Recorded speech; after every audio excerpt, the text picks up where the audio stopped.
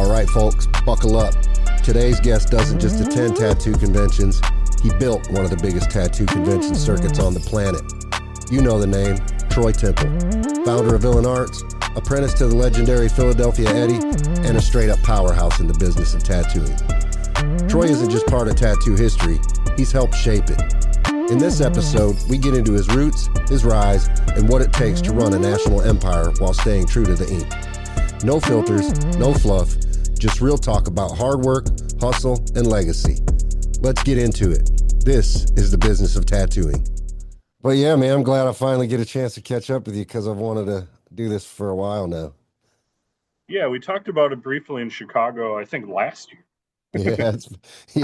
Well, I think we were actually trying to do it, I think, back before COVID, even when Scotty and I were doing the old podcast, you know? Oh, yeah. Yeah, Yeah. Scotty was trying to get me on his too. He's like, it's live, so when you swear, it's on there. All right. I don't give a fuck about that. Yeah, well, his was unfiltered, so I Yeah, just found all of his old episodes, so I'm going to start publishing them again.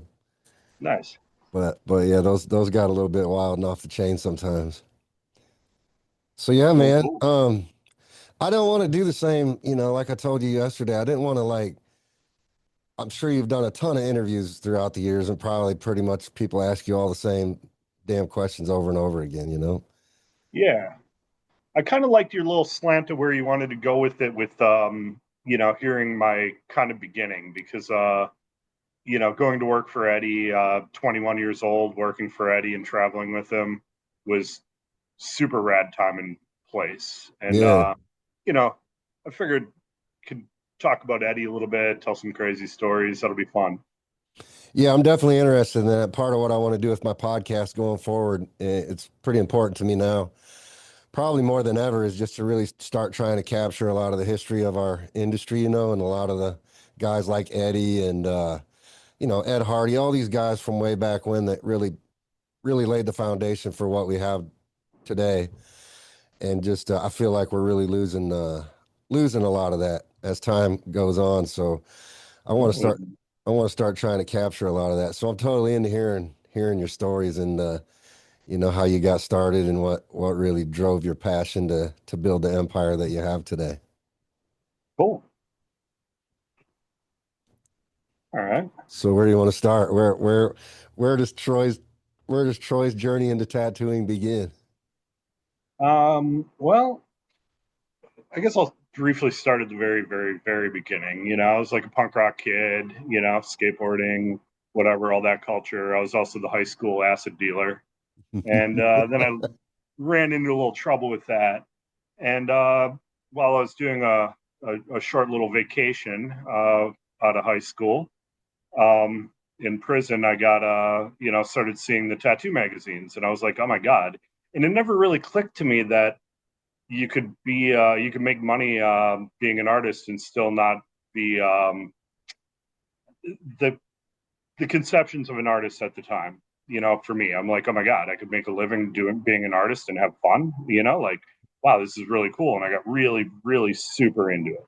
So I got out and I was like, okay, I'm going to get an apprenticeship. So I go into this. I get kind of paroled to my uncle's house to kind of work for him as a handyman, for his, he was like kind of a slumlord in Oshkosh, Wisconsin. He had like 30 kind of rundown houses. Most of his tenants were Hmong, like Vietnamese boat people. And, so there's a lot of maintenance involved, so I'm doing that. And I walk into the tattoo shop in that town and, the biker guy's like, well, just hang out and you'll learn things and, draw some flash. And, maybe after you have some flash drawn, I'm like, well, how much flash do I need to draw? And he's like, well, like 10 sheets, I'll start showing you and, and we'll eventually get you some equipment. And, I was like, cool. So I went home and I stayed up for 2 days and I drew 10 sheets of flash and I came back in. And I'm like, all right, here's my 10 sheets of flash. What do we do now? And he's like, kind of looked at me like, what the fuck, And I was like, all right. He's like, hey, these aren't bad. And I'm like, looking back on them, they're probably fucking horrible, but like, Yeah. not bad for the time or whatever. So, he's like, all right, well, we'll think about getting you some equipment and, start training you how to use it, you can work here part-time. And I'm like, cool. So I went home and I ordered my Spalding Rogers kit and came back, 2 days later. And I'm like, here's my equipment. What do I do now? You know? And, he started kind of training me and starting to get, prepped. And I started doing like, little tattoos. And in the interim, I was also started art school in Milwaukee. So I was going back and forth from Oshkosh to Milwaukee and, doing handyman work on the weekends, um, working for my uncle and apprenticing to tattoo, all three fucking things at once. So, it was kind of a lot and whatever. So I'm sitting in the shop one day and a cinder block goes through the front door and it's this giant older fat lady screaming at him. And apparently the younger girl that had been also hanging out in the shop that he was banging was 16. Oh And God. yeah, so I was like, I don't know if this is the environment for me, And Yeah. so yeah, not great. Then I was like, I got to get out of this thing, and continued to kind of like try to look for options because it wasn't easy to get into tattooing in 1991. Yeah, yeah. And this old other scraggly looking biker guy that looks like Charles Manson walks in where I was hanging out at Perkins, like sitting there drawing with a bunch of goth kids, Uh-huh. and starts like mean mugging me and then comes up to me and starts screaming at me. And then we go outside and I'm like, what the fuck is this, And I'm like, I could probably take him. He looks like Charles Manson. He looks a little wiry, but I could probably take him. And then he's like, turns out he's opening a shop up the street and, just was picking a fight with me because I'm the competition or whatever. Okay. So I'm like, yeah, I'm kind of looking out to get out of that thing. What option do you have? I assume if you're opening a shop, you're looking for fucking people. So I jumped ship to that. So Turned out, you went from going to possibly fighting the guy to working with him. oh yeah, in like 2 hours. Yeah, he was gonna beat me up, and then they hired me 2 hours later. Fucking charming, I guess. Um, so worked for him, learned the basics, learned it properly, learned it mostly safely, um, until he started really getting back into math, trying to get me to sell math. And I'm on parole. I'm like, I want nothing to do with your goddamn fucking staying up for 3 day Looney Tune fucking garbage. My buddy Julio Avelo, wrote a really cool Tales of a Tattoo Apprentice book. I don't know if you know Julio from Milwaukee, No. but he actually came in when I was leaving that situation. And he wrote a really, really cool biography. I'm in the first couple, 10 pages of it. It's real rad. It's on Amazon. You can buy it. It's super cool. Um, but anyway, so I stuck out with that. A lot of crazy stories with that asshole. It was called The Black in Oshkosh, Wisconsin. The guy's name was Ron Kuhn or Ron Clayton. I don't even know if either of those were his real fucking names. He went by two of them, but do you know what I mean? Yeah, yeah. Um, had a huge Hell's Angels patch, but was not involved with the Hell's Angels, Okay.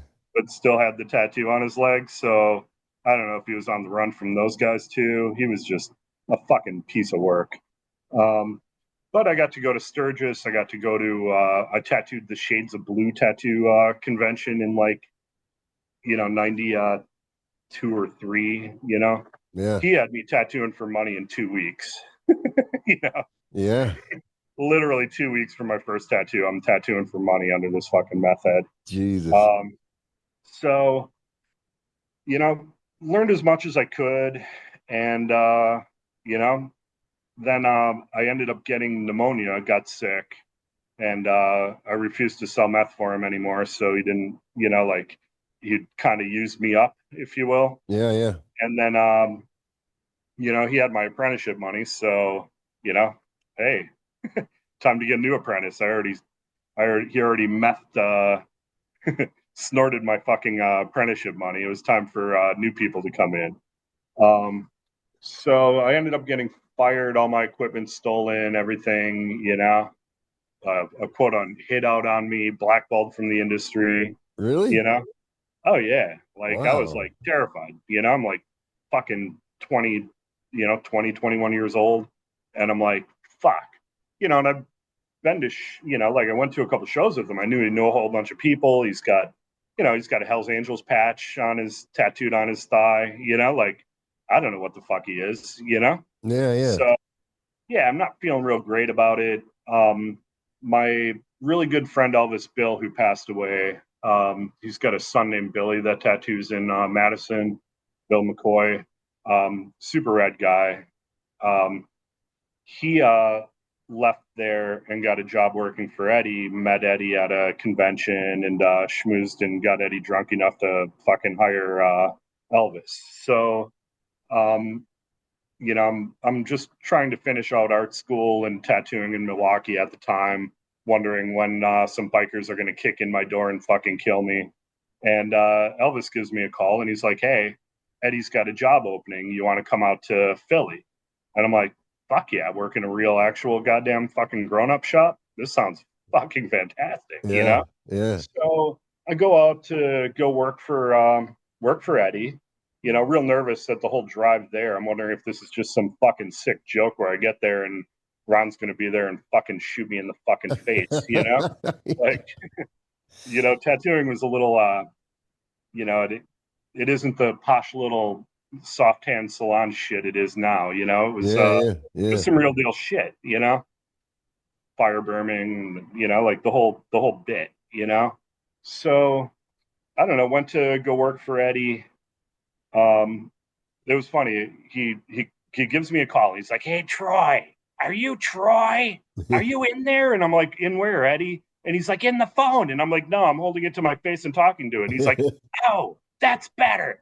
He always had this like joke of like, "Are you in there?" Like the phone's an inanimate object that he's talking into. Um, so he's like, you know, um, overnight me your portfolio, to review. And then, so I overnight it, gives me a job the next day and says, okay, you can start on Thursday. And I'm like, "Ed, it's what Thursday?" And he's like, "Well, Thursday." And I'm like, "Ed, it's like Wednesday. I live in Milwaukee." And he's like, "Oh, okay.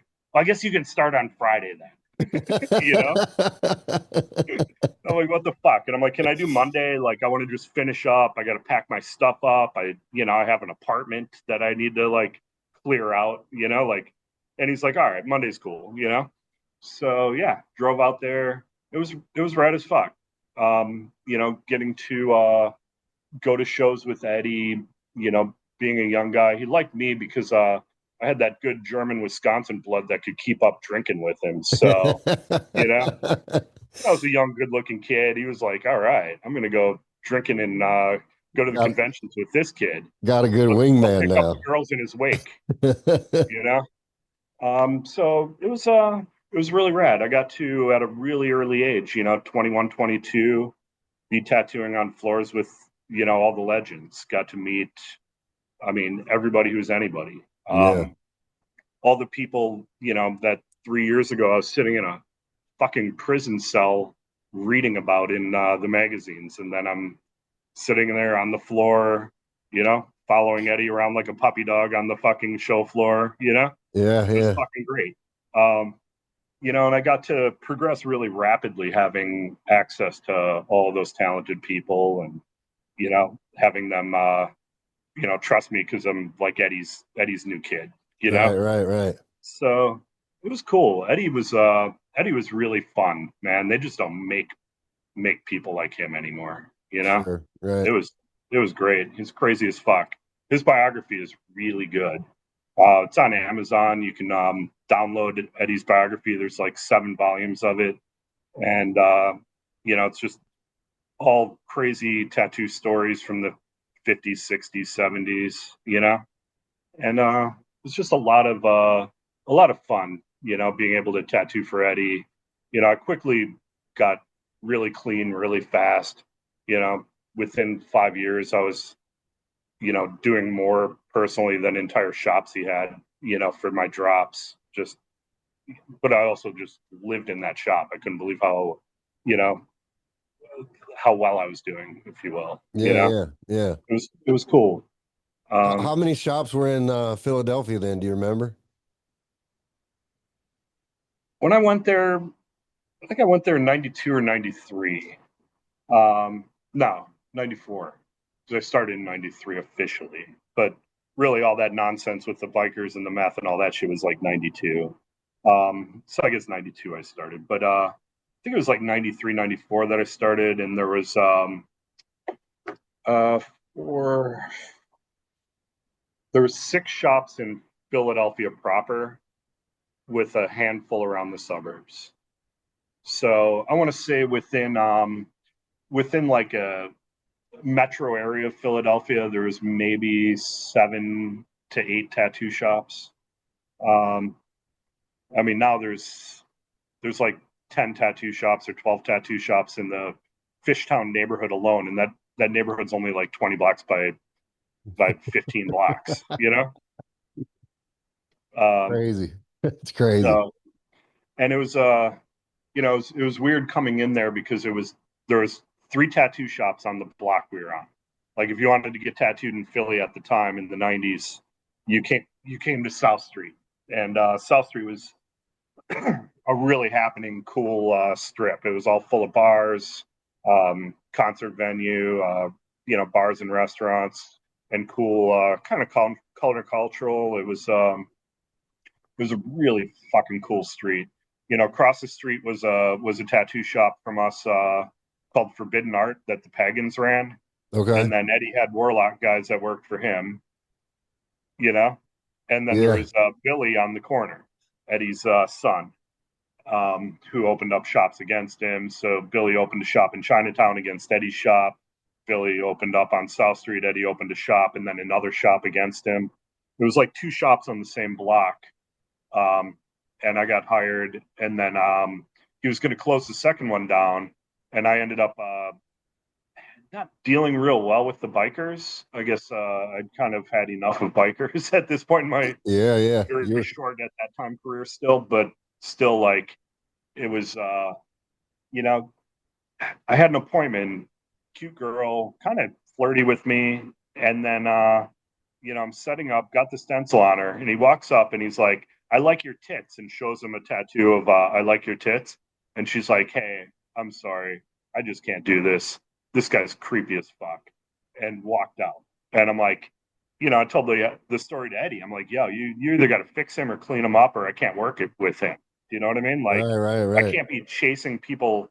He can't be sexually harassing females in my chair before I even tattoo him. Like, what the fuck? How am I going to make any money? Right, right. So Eddie was going to close the one shop down up the street, but I was doing like myself. I was doing the volume of the entire fucking shop I left within before the lease ran up. So I just kept that shop. So now there's just still 2 Eddies on one block. Billy, his son, ended up taking over the biker shop when they got too methed out to tattoo anymore and failed. Um, and then there's 2 Eddie shops and 2 of Eddie's son Bill Funk shops, on the block. But me and the guys that work for Bill Funk, we'd all meet at the bar, we'd hang out. We were like we were cool. We kind of just left that between them. Do you know what I mean? Yeah, yeah, Although yeah. Bill Funk hates the shit out of me, I don't know why. Well, I know one reason why, but I guess I shouldn't have slept with one of his artists, but still, like that has nothing to do with her at work. Do you know what I mean? Yeah, yeah, yeah. But yeah. So I don't know. South Street, the '90s tattooing was fucking great. It was so rad. It was busy. The people were cool. It was, like I don't know. It was just definitely a magic time in tattooing, and you know, really cool. It was also easy as shit because everything was like mostly flash. I mean, I did a lot of custom work, and Right. I was like the only one on the street that would do portraits. So, like not that I was super great at it, but good enough to be, solid, clean, passable portraits. Sure, sure. So yeah, I mean, I did really well, and it was super cool. Um, Ed was Ed was a lot of fun. I remember once we were sitting in the bar. There was a bar in between all three tattoo shops, and that's where like Eddie would go and hang out on Saturdays, and like I'd always go and have like one drink with Ed, and I'd be like, "Nah, I can't have a second drink, Ed. I got to make you money." Yeah. We were sitting there, and Billy came in, and Eddie like stuck his finger in his face and was, the worst thing I ever did was give you my fucking last name and screaming at him, and he's kind of cowering in the corner, and then Eddie picked up a bar stool and threw it over like three people's heads at him. Wow. You know, Eddie was he was crazy. He definitely they called him Crazy Eddie for a reason. Yeah. A lot of fun with that guy. Yeah. How long did you, I mean, you pretty much worked for him for forever after that, right? Until you kind of, Yeah, forever. I mean, technically my third shop, but the first two weren't kind of real situations. So I spent, my entire, 34, 35 year career, I still own, um, or I'm a partner of, the original little small Eddie shop on South Street. so Still own it. you really stayed loyal to Eddie that whole time. Yeah. When he retired, he broke up the shops to the guys that were managing each of the shops. So he gave me and Furry the little shop. He gave Jerry the big shop. He offered Chinatown to Frank.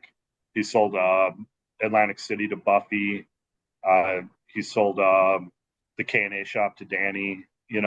All the people that were kind of the loyal to him, and he sold the shops for cheap. Like less than we were paying him for a year. In commissions. Yeah. Yeah. So didn't give them away, but kind of gave them away. Yeah. Yeah. So yeah, and then he uh, he gave me the convention to run in 2002 because he was partners with Billy Easton starting it, and then Billy went through a divorce. They had a financial falling out, and I'm not going to trash Billy Easton. Old men that are dead. Yeah. It's Yeah. anyway, it didn't work out. So um, financial issues, whatever. So Eddie fired Billy as a partner, took the Philly show by himself, and then the Philly show ended because it just got too much. The cops wanted 15K a year to run security for the show. The cops wanted to do security. Then again, Eddie's dumbass was having bikers run security for him that were also allegedly shooting guns off in the parking lot and causing fights and Yeah. everything Yeah. else. You know, Eddie had a 2 hour open bar as the opening party, and that ended up with like a lot of police activity. Oh, So sure. there were some issues with the Philly show before I took it over. Um, How long did Eddie run the Philly show? When did he start that? he started it in 98 and was partners with Billy 98, 99, ran it himself for 2000. And I forget if he did 2001 or if he ended it and I took it over. I know I took it over in 2002, but it went into a hiatus before I could get it rebooked. But he had basically gotten kicked out of all the airport hotels down there for excessive damage, too much party, too much, do you know what I mean? Too Yeah. much chaos. Like there was a rumor that never happened, but it's a great idea rumor that somebody picked a soda machine up from the 16th floor and threw it over over The balcony. the balcony into the lobby Oh where it man. had exploded, which would be a great visual, but that had never actually happened, even Didn't though it was really. a common rumor about the show. Yeah. But a plausible one to believe with how the show was. So You know, so how did that show operate in the early days? I mean, how many booths would have been at that show, or and what caliber artist came to that show?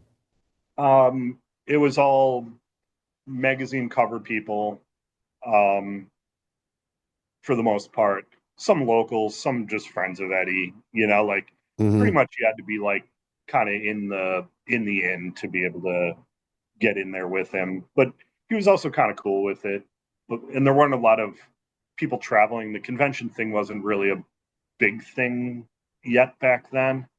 Um, I want to say the first floor plan was 55 booths, which Okay. was probably like, I don't know, 2 rows of the Chicago or Well, Philly show now. that's still a pretty decent sized show Yeah, I mean, for back 55 then. booths in '98 was, Yeah, for yeah, back I then, mean, that's a a sizable thing, yeah, you know.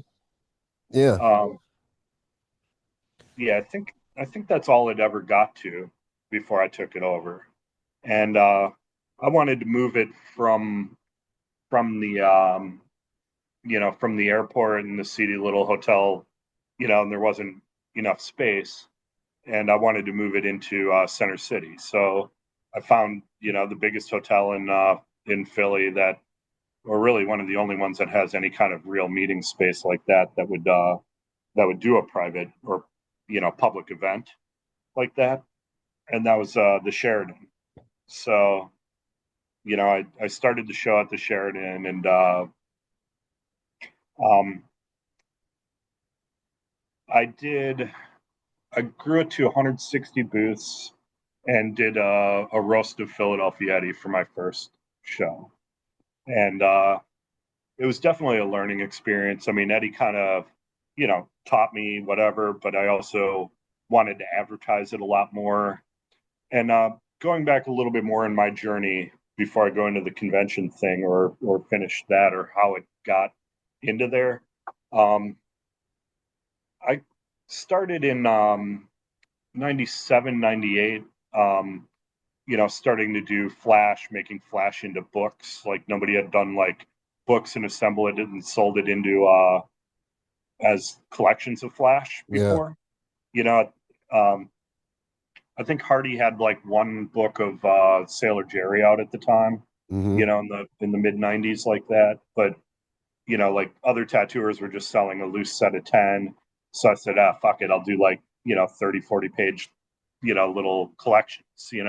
So I started that, and then I started doing tattoo clothing. Started doing these bowling shirts. So I started manufacturing bowling shirts that had tattoo imagery on them and custom sewn, and they're real cool. So I started doing a lot of the shows and started doing what pretty much every show that there was, like all 8 of them or 9 of them or whatever at the Yeah, yeah. in the '90s. So I started to meet a lot of people that were more regional to different areas, and did a larger invite to make the show bigger, and then tried to spend you know every dime and invested more into advertising the show to try to build it, because nobody was doing like shows that size then. Do you know what I Sure, mean? sure, yeah. So I wanted to build it into something that the general public could come and enjoy the magic of what that is. All the conventions back then, even Richmond back then, which was the big one. Richmond was the big one.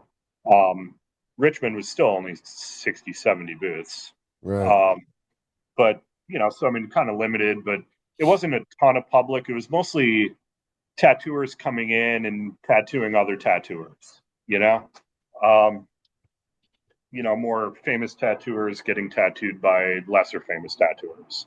And some collectors, but for the most part, it wasn't. It wasn't really heavy advertising on the radio. When I came in on it, I was like, I need to, for the space and to make the money to the space that I had. I had to fill 150 booths. So luckily I was traveling and had a year to travel to really promote it and get people to come. And a lot of people were really excited because a lot of them were, and a lot of the other tattooers were good tattooers, but they also weren't in the old boy club to be able to even do a show. Right. Not that they didn't have the talent, it was just kind of reserved for the people in the magazines, and the way to get in the magazines was to be on the at the shows Right. or win the contests or be like part of it. But then the catch 22, you couldn't be a part of it if you're not a part of it. Do you know what I Sure. mean? Right, right. So me coming in and advertising enough to the general public, starting to slam billboards on it. Like I was my own street team for the first like I don't know, maybe 10 years of the Philly show. The Philly show's 28 years running now, Yeah, yeah. including Eddie's tenure. But it, I promoted the shit out of it, way past what anyone was anyone was doing at the time, and they all got there and they're just like, "Oh my god, this thing is so huge," and you know, Yeah. it was it was super rad, and Eddie was blown away that like I was able to pick that up and do you know triple the size of what he had done and made it at that time the biggest in the country. Well, I mean, still is, but you know what I mean. Yeah.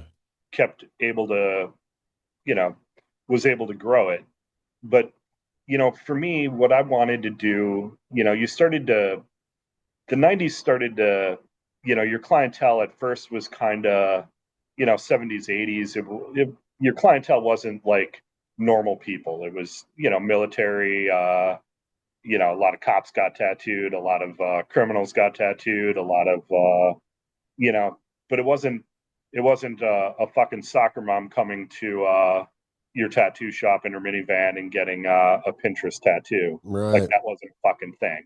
Right. Like people were still afraid of coming down there, and they're seeing motorcycles outside and guys in gang jackets and everything Yeah. else. The public was kind of afraid to get tattooed, Yeah. and I wanted to make this this party to be one that was invited for everybody. I wanted to make it a safe place, make it an attractive thing, make it a fun thing, so that soccer moms from the suburbs can bring their minivan down and get a tattoo. And I think in doing so and in expanding it, you know, really pushed and opened up tattooing to the general public, where that nobody had ever done that before me.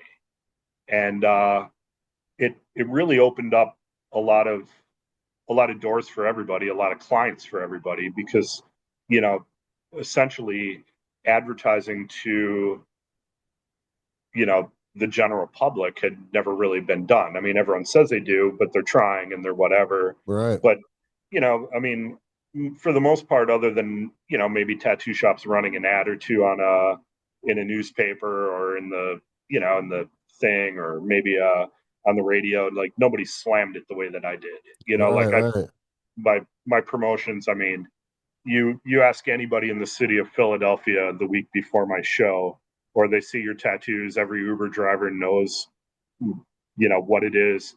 Every bartender in the city knows that show's coming. Do you know what I mean? Yeah. Like everybody in Philly knows it's coming. Like, it's definitely, I created that thing into tattooing becoming part of pop culture of Philadelphia, with how much and how fast I kept expanding and growing that show. My last year of the hotel show, I ended up taking 2 floors of that. It was a 323 booth show, I think. I'm like a number centric dude, so you have to excuse that as we keep going on. But Yeah, it's fun. 325 booths maybe.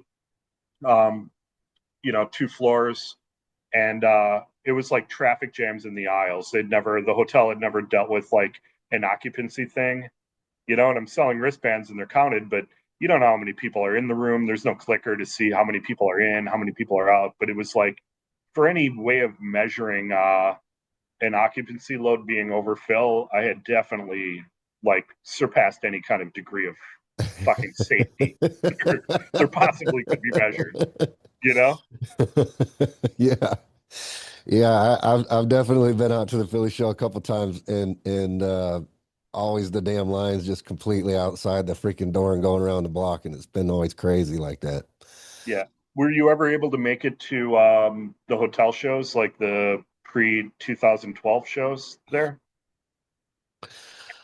No, I think maybe the first time I came to Philly might have been around 2015, maybe Okay. somewhere around that time frame. Okay. I think that was I think 15 was the year I went upstairs, or maybe I was still downstairs then, um, at the convention center. Yeah, it But was. I yeah, just remember it was massive. That's all. It's like, God damn, this is huge. yeah, 2011, I, went to the office of the hotel manager to pay my final bill off, and then bring him cash because I was kind of, for the last couple of years, I'd been just bribing him with cash personally to rebook my show Yeah, because he said that it was past what'll really fit in there, and yeah, they but they still wanted your business. they did until they didn't. So the last year I was there, I came in there, I gave him the envelope of money. He said thank you, and then introduced me to this girl that was sitting in a chair in there. And he's like, "She's the your new sales rep for the Pennsylvania Convention Center. Congratulations, you're moving your show there." And I'm like, "Well, maybe I'll just not advertise so much. Maybe I'll just pull that back." And he's like, "Nope, you're with them now." And I'm like, "Fuck." Um, So I you didn't managed to. even make that choice. They made the choice for Oh you. yeah, that was here you go. Wow. Welcome to your new masters.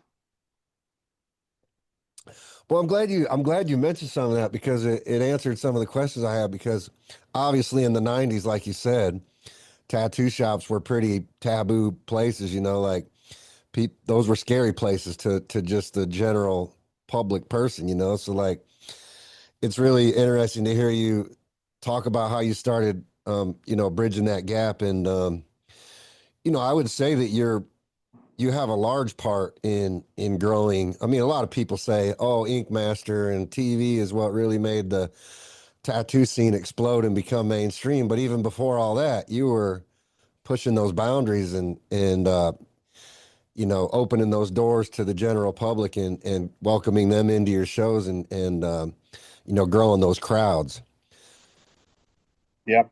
And I mean, I remember James Vaughn at the first Philly show that I ran and just swept the awards with this like flawless Japanese back, full body suit. I Hmm. mean, full body suit. Every single line, every single piece of shading, every single piece of color was like fucking absolutely perfect. You could spend 15 minutes picking through every inch of that skin, and you couldn't find one flaw. Do you know what I mean? Yeah, And yeah, so I wasn't surprised a couple years later when he went on on Ink Master. right, right. Um, but I think a lot of Ink Master, I think the third season 3 and 4, they actually did their casting at my shows. So a lot of the people they were just picking them right off my show floor. Wow. Um, Season 6, they cast at my Tampa show. That's why like 3/4 of that season were Florida artists because they're too lazy, I guess, to fly to another one of my shows to cast the rest of it. uh, are you a fan of the tattoo shows or not? I am, but I'm also a fan and grateful for the impact that they gave us because Yeah, you know, being an art school kid, even though I dropped out after a year and went to go work for Eddie, but I did a year of art school and it was a very valuable learning experience having that true foundation in art, sure. learning what balance and contrast and different Yeah, techniques and what right. makes an aesthetically pleasing piece of art. Um, but I think Ink Master really showed people what was more capable of tattoos and to the public. And I think it really developed a lot more of an interest in the same way that the magazines had, prior to them. And, the magazines, push tattoo artists to do bigger stuff, more cool stuff, Right. more, like, oh shit, we can do color portraits. I want to do color portraits. Let's Yeah. do color portraits. Like, you see things and I'm going to learn how to do that. I'm going to do that better. I'm going to do that better than that better. Like it, I don't think tattooing would have evolved um, nowhere near as much without Ink Master, the sense of competition, and having the public be interested in getting larger scale stuff and finding better artists, like saying, well, I get that this guy might be more expensive, but I want I want to get tattooed by the guy that didn't get kicked out first. Do you know what I mean? Yeah. Not saying those particular artists, but in their local town, it's a food chain. You know, you have the really good shop, you have the mid shop that's kind of a little cheaper, and then you have the hood rat shit. Do you know what I mean? Yeah. And or the the rundown scratcher fucking thing that you can get a cheap ass tattoo in. And I think it helped really develop a food chain within tattooing of people knowing the difference between what a good tattoo is supposed to look like and what it's not, you Right. know? Yeah. And I think they did a good job. They could have done even a better job casting losers for it. Do you know what I mean? To get more contrast in seeing Seeing what good tattoo is versus better. bad, right? I think a lot of the common complaint is that the public can't tell the difference between you know what won Ink Master and what was runner up. Do you know what I mean? I mean, I guess it's even hard for me sometimes. Sure. Well, Like I was judging. it's like Yeah, judging tattoo competitions. I mean, you know, that's a difficult job sometimes because you get a lot of really good tattoos in there, and then you just got to pick one winner out of, a handful of really good tattoos, and that's like, how do you do that? You know what I mean? Like sometimes there's not that big of a difference, you know? It's easy. um, You could give first place to five different people easily. yeah, and I just got back from Houston yesterday, and the walking around the room and seeing like what's going on and saying hi to people and whatever, and like the blessed guys, the golden, um, fuck, I forget the other name of the shop.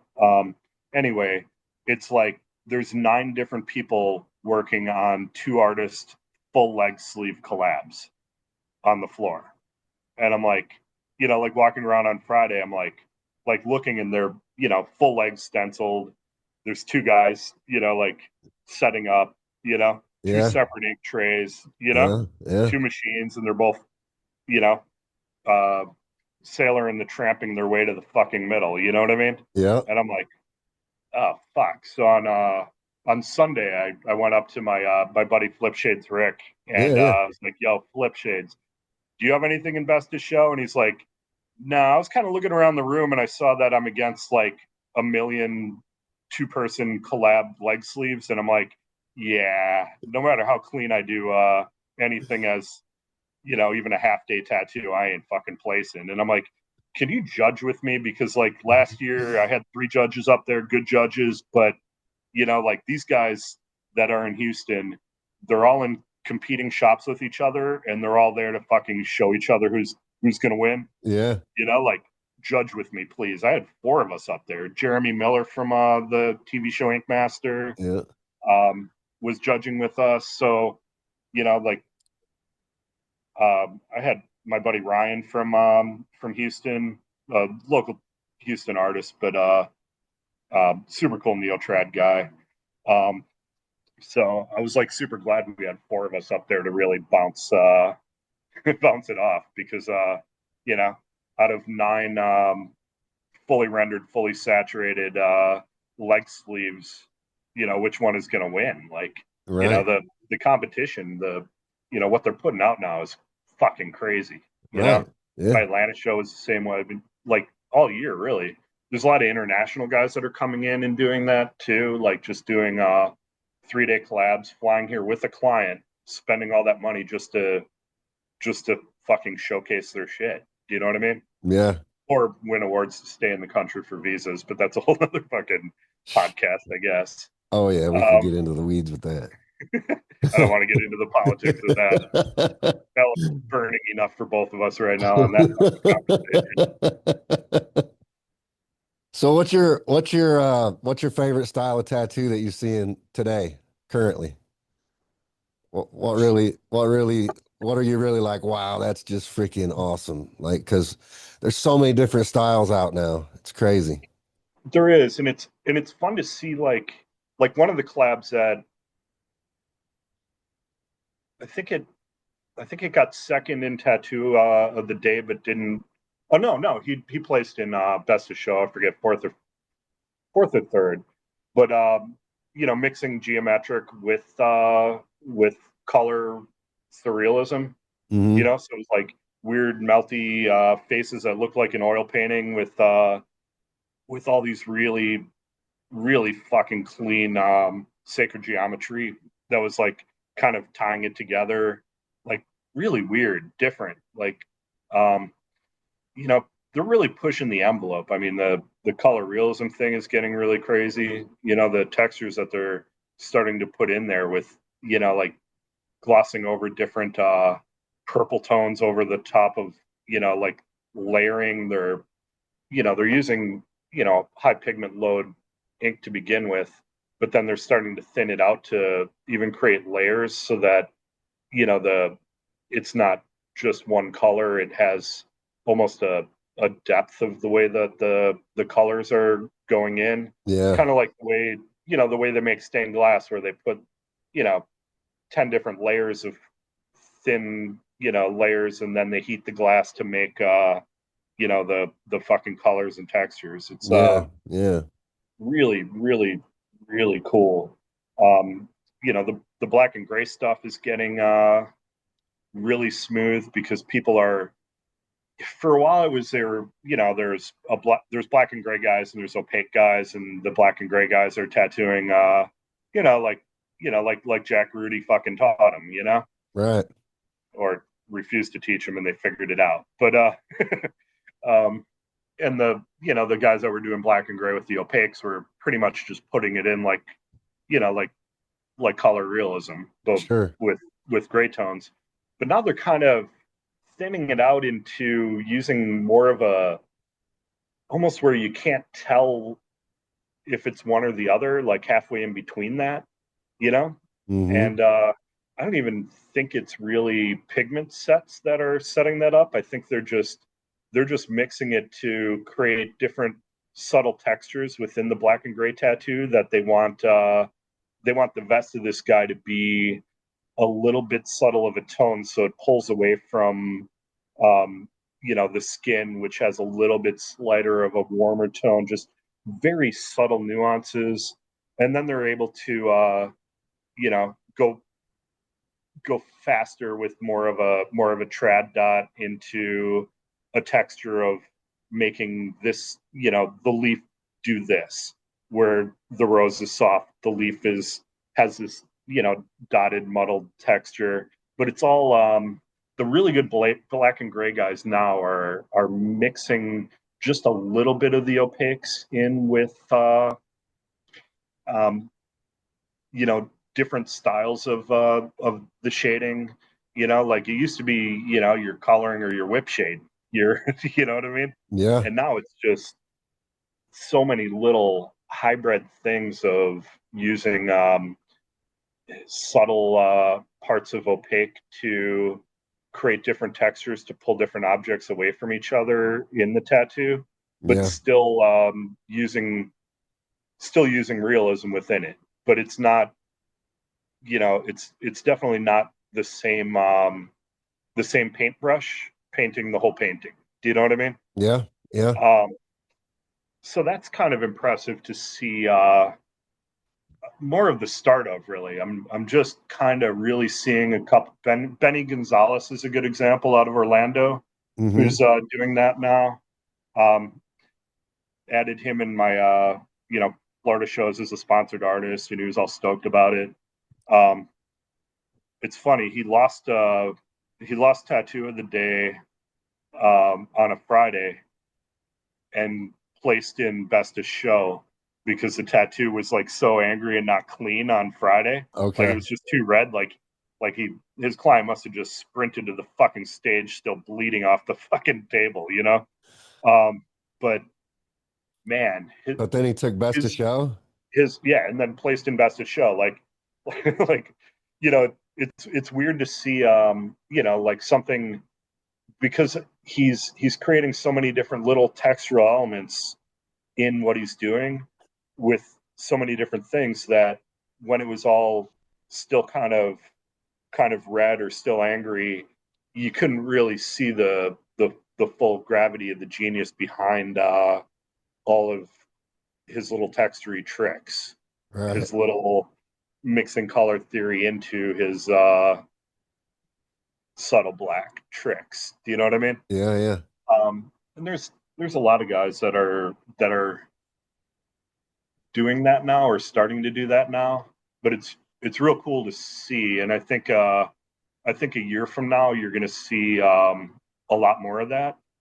And I think people that are watching this podcast are probably going to like, well, go to that dude's Instagram. But do you know what I mean? Start to really look on Instagram at what I'm talking about, how they're not using the same speed and movements to make the mark as they will to define a different slight texture to separate the objects. You know, a leather jacket doesn't have the same texture as asphalt, which doesn't have the same texture as hair, which doesn't have the same texture as the smoothness of your skin or Yeah. the petal of a flower. Like all of those things need to have a different visual language to really pop off, you know? Yeah, do you know Potter Joe in Canada? Um, don't know him, but familiar with him. So the first time I watched him tattoo in black and gray, it kind of changed my whole perspective on black and gray realism because I'd never seen anybody tattoo the way he tattooed. And his finished tattoos just look phenomenal. And if you ever just sit and watch him tattoo, it just like it gives you a whole different it's just different than I've ever seen anybody else tattoo black and gray realism. You know, it's just a whole different approach. The way he just soft layers everything and then he just builds and builds and builds and builds. And by the time he's almost barely ever touching the skin, you know, it's just like how are you even getting ink in there? It's just like he's just grazing the surface of the skin and just doing these light layers and just building and building and building. And by the time he gets done, it's just this incredibly smooth masterpiece. And you're like, damn, dude, like Yeah. it's I got it's a sleeve from Paul Booth in 96, 95, 96. And, I was real fascinated. And at that point, I was like really on this like machine kind of thing, like trying to learn machines and, yeah, like that. And he tattooed me with a cutback liner with a huge gap on it, you wow. know? So the thing was fast but soft. Do you know what I Right. mean? Yeah. And that's the way Paul tattoos. He just layer, layer, layer, layer, Yeah. layer, layer, layer, layer, layer, layer, layer, layer, layer, and then I mean it just looks fucking round, and Right. all super fucking quick at it too. Yeah, I know. Um, He's super fast. I've always thought black and gray realism is probably, in my mind, the most challenging tattoo to pull off flawlessly. Just because I feel like in black and gray you can see all the mistakes. You know what I mean? Like where with color you can hide stuff a little bit easier, but black and gray I think is a little bit harder to hide anything in. yeah, it's also it goes in quick and has no mercy. Like color, you're just kind of grinding it out, still putting that red in, still Yeah. putting that red in, still putting that red in. Well, I guess now you have 33 mags and you're just like, ah, red's in. Man, what I would have given for a 33 mag in 95. Woo. Jesus. Yeah. Well, you guys were That would still have making that your would have been needles quite back the grip. then. Oh, yeah, just a sec, sorry. But I think that's another thing that's like a mixed bag. People are like, the supply companies and China and the conglomerations taking over the industry, and I've seen your posts and comments a lot, and I'll just make one just quick little comment about that. Like I said, how I would have sacrificed whatever for a 33 mag in 95. Having that kind of a competition and having professional manufacturers get into the business and actually bringing it to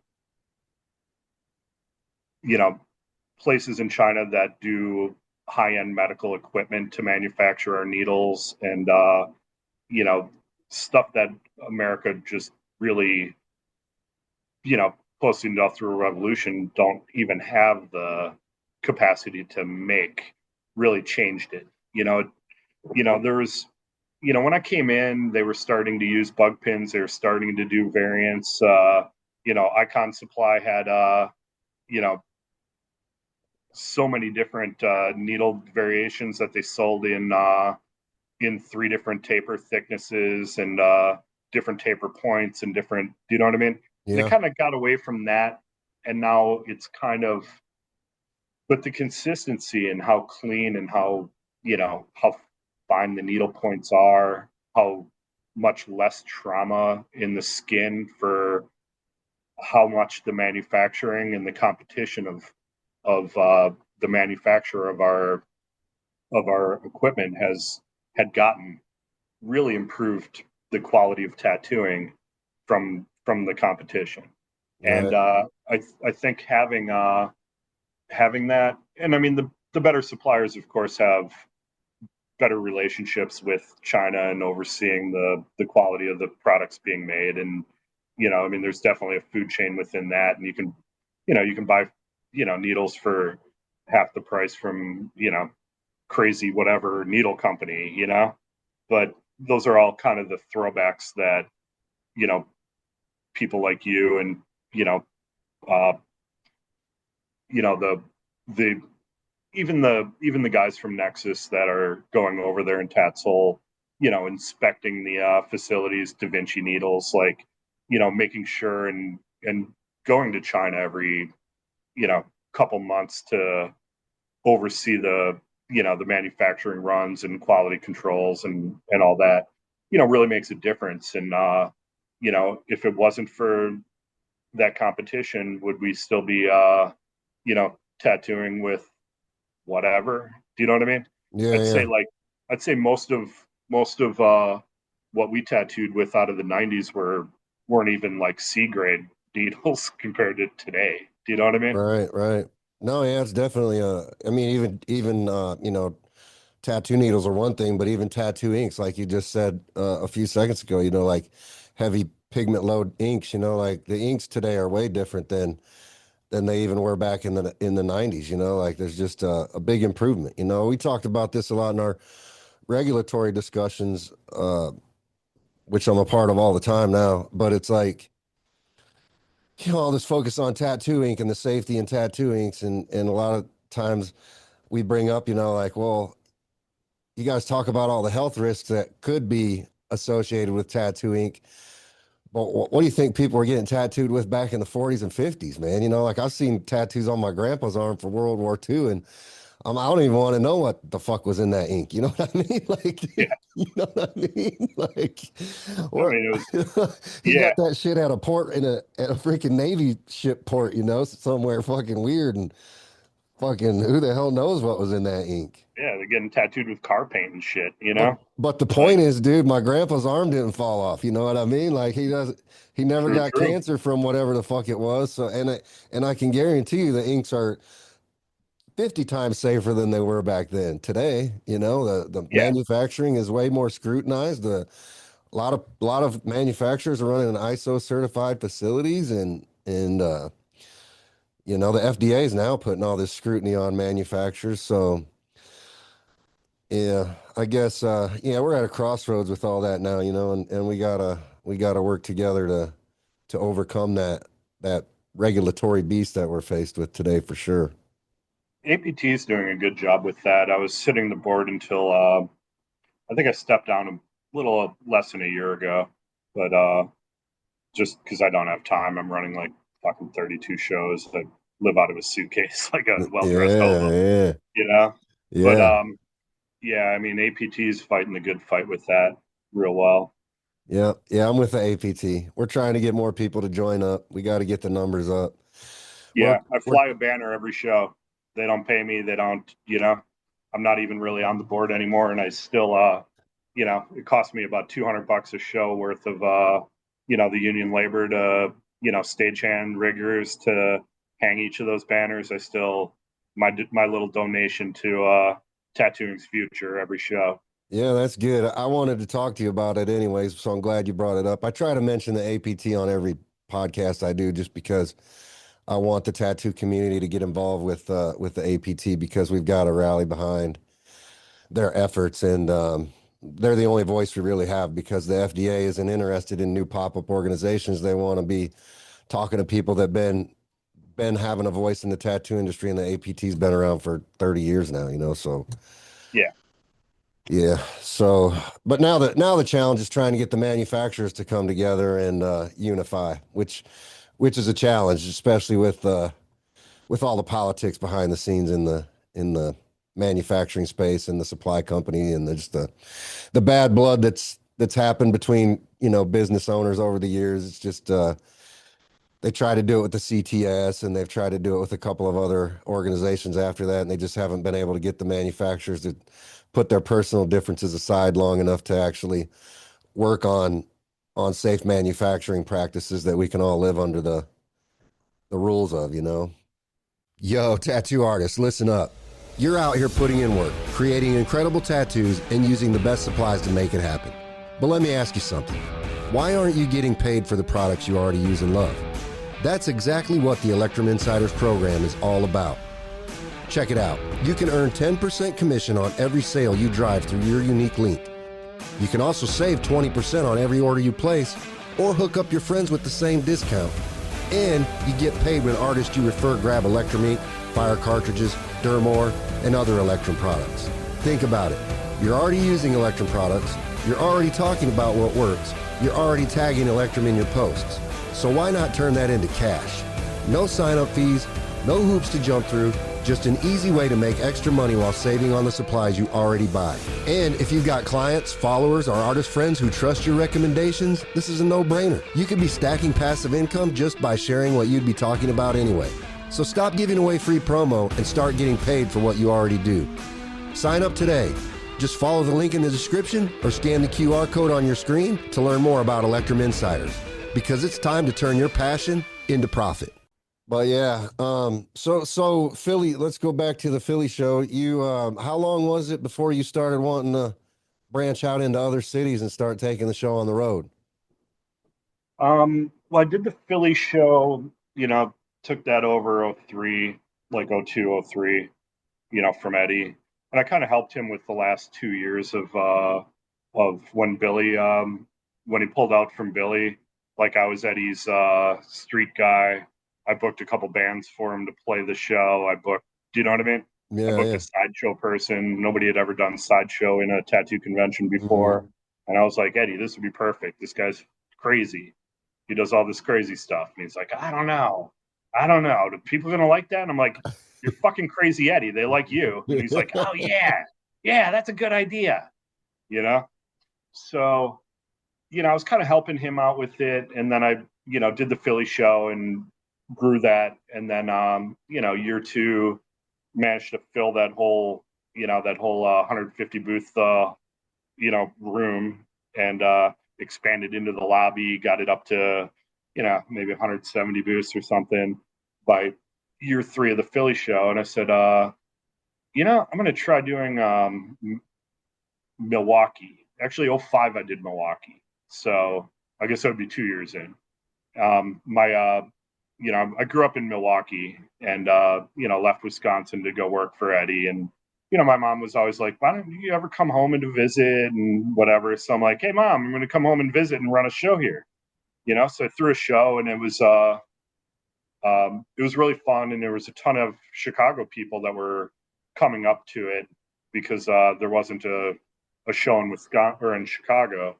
And the show that was there was kind of this rundown biker flea market kind of show run by a guy named Boogie. Mm-hmm. Not even making that up, Boogie. Right, right. I think he probably passed away by now. That was like fucking 20 some years, 5 years ago. But then I think Chicago was my third show, which I decided to expand because so many people were coming from Chicago, that I was getting such an audience that I decided to do a Chicago and a Milwaukee show. And then Baltimore was my next one. I used to come down and hang out with this guy T, who really helped me out a lot in learning how to tattoo because I was working at Eddie's, but I was going down to Baltimore on my day off to get tattooed by T and hang out with him, get out of the city, and we go and I'd get a 5 hour tattoo from him, and we go drinking in Baltimore, I'd stay at his house, eat Yeah. crabs and whatever, and I kind of like Baltimore. It was a cool little town. So I did Baltimore next, and it was more of like for me back then, not like I'm establishing a network, I'm doing this, it was like, hey, I like that place, I want to go visit that place. Why don't I do a show there, and then I can come and hang Yeah. out there. Yeah. Yeah. And I guess I still do that because last year, actually the year before, um, I had 2 states left on my Been to America and Done That list, which was Alaska and Portland, or in Maine. So I did a show in in Alaska, and I did a show in Maine. I ended up pulling out of Alaska. Um, I did a Fairbanks show, and the shows were really good, but it's really expensive to do anything in Alaska. Okay. And I wasn't drawing the public as much, but the public was getting tattooed like crazy, like walking out with 2 or 3 bandages each. Okay. Okay. So it was lucrative for them, but I lost money the last year I did it, and I was like, yeah, I can't go back there. That Yeah. and the Yeah. health department in Alaska is the biggest fucking sweatiest bag of dicks I've ever seen. Um, so so that brings me to Baltimore 2008. So then I was like, I don't know, maybe I'll do a show halfway between what's between Chicago, Milwaukee, and my 2 East Coast shows. So I did Louisville, Kentucky was actually my 5th show, because I figured if I did a show in between those 2 shows, I'll draw the artists that are doing my Baltimore, Philly, and the artists that are doing my Milwaukee, Chicago show. And, I can do a bigger gathering and kind of in the middle. You know what Yeah. I mean? Yeah. Yeah. And Louisville's, I don't know, kind of it's not a big city. It wasn't as lucrative as, population wise to be able to build a show there, but it's super fun. And I really enjoyed, when I did it. Um, I ended up pulling out of Louisville because the health department got so greedy. They wanted $400 a booth in licensing fees Jesus if you're an Christ. out of state artist. And I was like, the last year I did it, I ate half of that fee, like $200 a booth, but at at 700, yeah, at 700 a booth, um, no artist is going to be able to afford 900. But at Right. $500, there wasn't enough money left over for me to really advertise the show to keep any momentum going. My formula just didn't really work. Do you know what I mean? Yeah. So I mean, Yeah. I limped out of there with a little money, but not. Do you know what I mean? Not worth my time. Right. Um, so I ended up moving that show to Nashville later. Now I'm in year 4 in Nashville, but so I guess it was maybe 4 years ago I bailed on Louisville. And then I started doing, I don't know, I think I did Tampa, Kansas City. I think Kansas City's at 10 years, 11 years now. Um, Tampa's around the same. Forget which one I did before that, before each other. Uh, did Cleveland a couple of years later, did Cincinnati, started going further west, you know. Just got back from Houston. That was year 7 for Houston. Uh, tried Dallas, tougher market. Didn't do Dallas this year because there's like 6 shows there, and the public is most of those 6 shows aren't very good, or all of them. I don't know. Yeah. Not Yeah. anyway. There's some low cards in the tattoo convention deck for Dallas, so the public I think didn't have a lot of interest in going. It wasn't like a big festival thing. They didn't have like nonstop high energy entertainment on the stage. They didn't have the amenities that our show has, like a lot more to do. You walk into a villain art show, it takes you 2 hours to just walk the room, and then there's constant entertainment. Even if you don't get tattooed, it's like worth an eyeful. You know what I Right. mean? Right. Right. And there's no way you can walk through that thing and not want to further get tattooed. Do you know what I mean? Sure. Right. Um, and it draws them in, and like I started in my format doing the entertainment to give the wife something to do while the husband gets tattooed, the husband to get something to do and watch the kids while the wife gets tattooed, like to keep ambient entertainment and also to kind of keep a fun energy thing going for the show. Yeah. Um, I started doing suspension at Chicago in '07 because my Milwaukee show. Actually, I might have done it in Milwaukee in '06.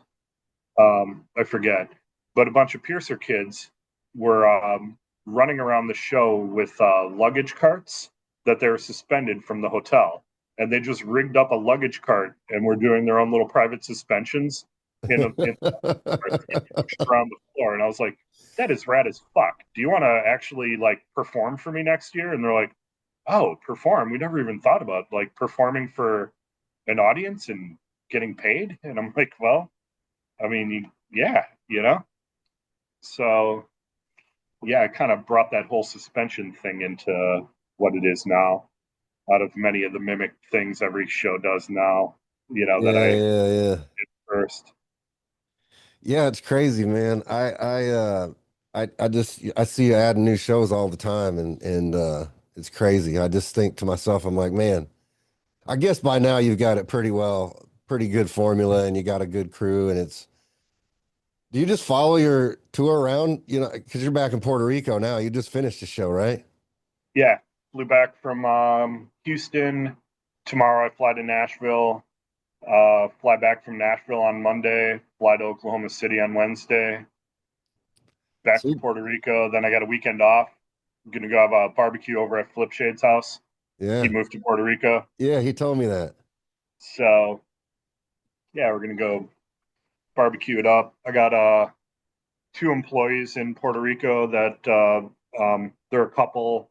One of them does my social media and does really, really, really well with it. I've been friends with them for like 20 years. They're from Philly, and the other's like a personal assistant and runs my real estate companies. I kind of quietly, I don't really talk about my real estate thing a lot, but I think I have a pretty substantial real estate thing going on as well, and my Yeah. copious spare time. Yeah, yeah. Yeah, I know you're a well-rounded entrepreneur, not just in tattooing, but I know you've dipped out outside of tattooing and done some investments in real estate and stuff like that. So, but yeah, I think that's what really makes you an interesting person from the business side of things. Just the vision that you have. I mean, just to take Eddie's idea and just really blow it up to a whole new level and just keep growing it all the time. And then not only that, but just have the vision to and the desire to want to go outside and just like what else can I get into? What else can I do? So what other passions do you have in life? Obviously you said real estate. You're still painting a lot, right? Not painting as much as I used to. I miss it. I was painting a lot for a while. My back is kind of jacked up, so I'm kind of um, trying to do yoga and get my back a little bit more so I can paint a little bit more. But I'm Yeah. also just busy as shit with how many shows and how I've expanded and going all of my businesses and expanding in different directions. And there's just still me in the middle now, just trying to Yeah. oh, what am I doing? The real estate thing I got into kind of accidentally. I had this clothing label in in the late '90s to, I think it probably ended or petered off in about 2005, six maybe. You know, it With the was like, bowling shirts. yeah, with the bowling shirts. I really hit it when that rockabilly, swing dance thing was really hip. Yeah. And I was just murdered it. And then all of a sudden that fad was over and it was like nobody wanted them. And I was like, fuck me, you know?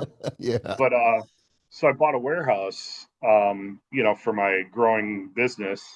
And I was living in this kind of illegal warehouse kind of situation, like a loft. It was just basically like a, you know, semi finished, warehouse kind of living. And I was like, I'm going to buy a big giant warehouse and turn it into, little artist lofts like this. And and then got into the project and realized that the building that I'd bought for 300 grand was a good $1 million out of building code Oh, wow. and barely zonable for turning into an apartment building. And as an illegal squat with um, L and I kind of things with that to rent it as art studio space rather than people living there, but then let them live there. Do you know what I mean? Yeah, So I yeah. kind of did that for a number of years, and it took me a decade to build that whole thing out. And I built it on my back with before I finally got financing to build an addition onto it. But I built the whole thing out on my back, but it took me a decade. Wow. But after that, I refinanced it, and then when I refinanced it, I got like a fucking lottery check back for my 10 years worth of Sweat equity. blood and fucking tears in that goddamn thing. Yeah. And I mean, I was like going in on my days off, like working 7 days a week, tattooing like union contractor, carpenter guys to come in on the weekends and smash shit out. And I just, sleeve them out, big mag, loose fucking, sleeves on them on my days off to get them to, you know, swing hammers on the weekends for free because I couldn't afford to, get the job done any other way. Do you know what I mean? Yeah. So, I got a huge, lottery size fucking check as a refinancing and bought another 15 properties, refied those, bought another 15 properties, refied those. Do you know what I mean? Yeah, yeah. And just, all of a sudden, I just had this giant fucking pain in the ass building. And I never really thought of how much of a pain in the ass being a landlord or how shitty tenants are or how much everyone hates their fucking landlord or any of that dumb shit. Like, I'm going to buy a warehouse and live there with all my friends forever. It's going to be great. And Is then the all of a sudden majority it's of your real estate in Philly? yeah, most of it. I bought and then I have random weird shit. Like I bought a church in New Jersey to turn into a 6 unit apartment building that just started working on after fighting the city for zoning for like fucking half a decade. Yeah. Um, I have a 4 unit building in Canal Fulton, Ohio, that a tattooer friend of mine was like, "Hey, this building's for sale. They're going to throw me out. You should buy it. I think it's really lucrative." And I'm like, "Send me the rent roll and what they want for it." And I was like, "Wow, that is really lucrative, even at those stupid, shitty, low rents." Yeah. So I bought that, and that thing has been great. You know, Yeah.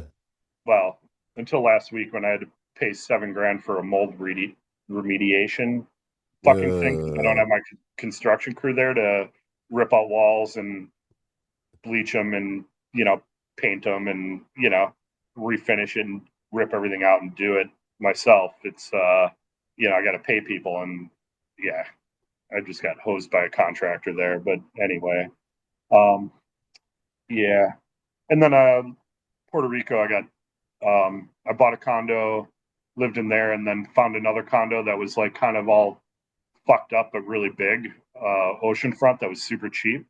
And I think it was like too fucked up for the gringos to buy and be afraid of refinishing, and too big and expensive for most of the Puerto Ricans to, and maybe they just didn't want to deal with it because like it had like windows smashed out of it, and it was kind of a thing. So renovated that and moved into that, and I just rented out my old one. so Yeah, I that's where wasn't you're at sure if I now. wanted to. Yeah, so now I'm in a super nice uh, penthouse oceanfront suite, which Nice. is super cool. But I got Nice. lucky on the price of it and managed to find a really good Dominican crew down here to smash the whole thing out for me for a really good price. Yeah, yeah. But That's awesome, man. yeah, That's awesome, dude. So like you're just constantly going, man. I mean, how do you and you've been doing it for a long time now. So like how do you just keep that energy and that freaking momentum going like that? And you just constantly keep adding more stuff to your plate. Like how does that do you ever just get I mean, tired? at some point, I need to like kind of step down from GMing and hire somebody to kind of manage this whole thing for me because it's getting a lot for me. I have a guy that I'm in talks with about doing that in fall, maybe starting to train him. And then I got that 7 week break to kind of spend some time with him to, because it's a lot of training to do what I do, and I do it very quick. Um, you know, I got approached by one of the corporate clusters, and I looked into it, and it just wasn't for either of us. I don't think the shows, the machines and equipment sales is one thing. Like tattooers, I mean, they sell the shit on Amazon now. It's no Right. longer kind of a gate kept thing. Right. The conventions are more of a personalized experience that I think if I would have, if I'd sell this to a corporate cluster, I think it would turn on them with the tattooers. I think Sure. a lot of the people like the villain arts things because like I'm a real, 34-year-old OG tattooer with, you know, a lineage going back to Eddie and all these people. Like, you Right. know, I've been in it, I lived it. I'm one of them. Yeah. Yeah. Probably And been shot and stabbed more than most of them, you know. and you have a loyal following. I mean, you got a lot of artists, well, like Flip Shades, like a lot of the Ink Master guys that are always at the shows. I mean, you have a loyal following for sure, and it's just crazy to, like I said earlier, I think a lot of people. I'm sure there are a lot of people out there that give you due credit, but then there's also a lot of people that are on the flip side of that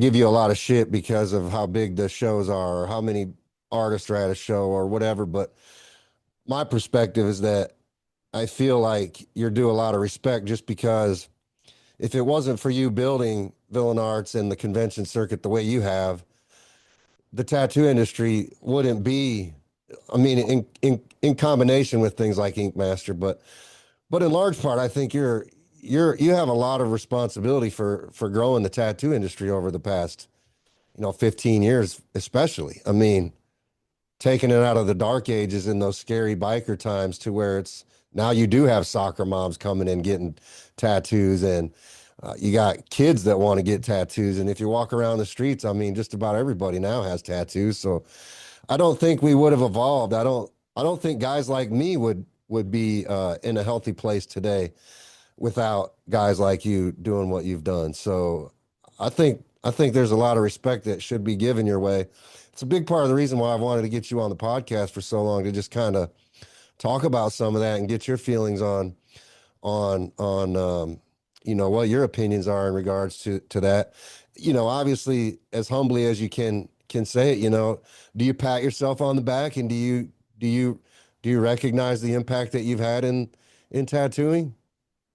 uh, you know, I do. I'm still pretty humble. Like I don't really look at for that. I don't I mean a lot of people would just plaster that shit all over their fucking social media and it would become them as a campaign. And I'm kind of quiet on social media.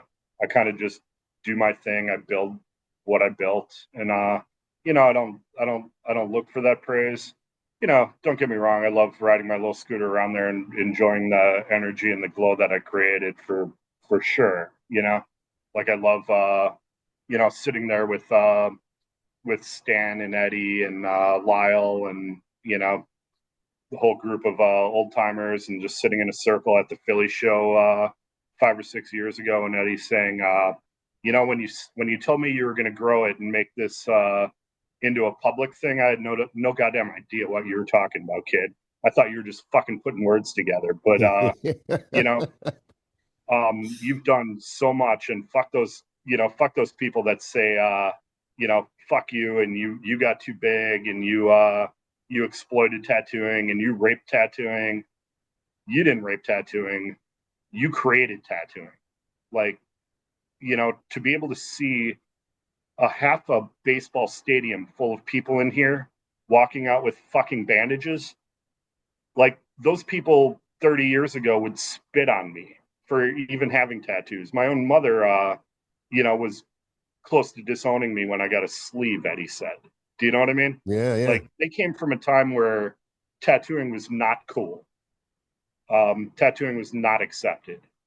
and seeing me, through just heavy promotion, getting all the people in there, you know, promoting all, piggybacking off the Ink Master, kids, um, into growing a format that a tattoo convention is. You know, there isn't a fucking tattoo convention in America that isn't the elements that I created. You know, the Right. most imitated thing on the planet. I mean, they're half my entertainment is poached on my weekends off to do their shows. Sure, sure.